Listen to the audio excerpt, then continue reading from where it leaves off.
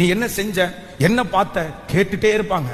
ஆனா இந்த நேரத்துல உங்களுடைய இருதயத்தை அவர்களுக்கு முன்னாடி திறந்து, எனக்கு இப்படி ஆயிருச்சு, என்னை இப்படி ஏமாத்திட்டாங்க, நான் இப்படி போயிட்டேன், இந்த மாதிரி ஒரு சூழ்நிலையை கடந்து வர்றேன், என் கணவனார் இப்படி திட்டாரு, என் மனைவி இப்படி பண்ணிட்டாங்க, எனக்கு இப்படி ஒரு ஃபெயிலியர் இருக்குது, எனக்கு இப்படி கணவன் வந்து இப்படி எனக்கு என்ன சந்தோஷமா வைக்கல, என்கிட்ட பேசல, என் மனைவி இந்த மாதிரி இல்ல, இந்த மாதிரி இருதயத்தை திறந்துட்டீங்கன்னா வேதம் சொல்லுது உங்க வாழ்க்கைய சத்துரு அழிவுக்கு நேராய் கொண்டு போயிடுவான்.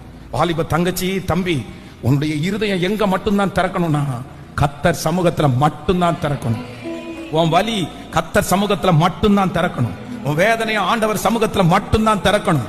அன்னாள் தன்னுடைய இருதயத்தை தேவ சமூகத்துல மட்டும்தான் திறந்தாள். அவ தன்னுடைய இருதயத்தை திறக்கும் போது ஆசனத்துல உட்கார்ந்து இருக்கிற ஏலிக்கு அவ முணுமுணுக்கிறதா மட்டும்தான் கேட்டுச்சே தவிர அவ இருதயத்தை திறந்து என்ன சொல்றாங்கன்னு கூட அவனுக்கு கேட்கல. அதுதான் ஒரு தேவனுடைய பிள்ளையினுடைய தைரியம், அதுதான் ஒரு தேவனுடைய பிள்ளையினுடைய கெத்து.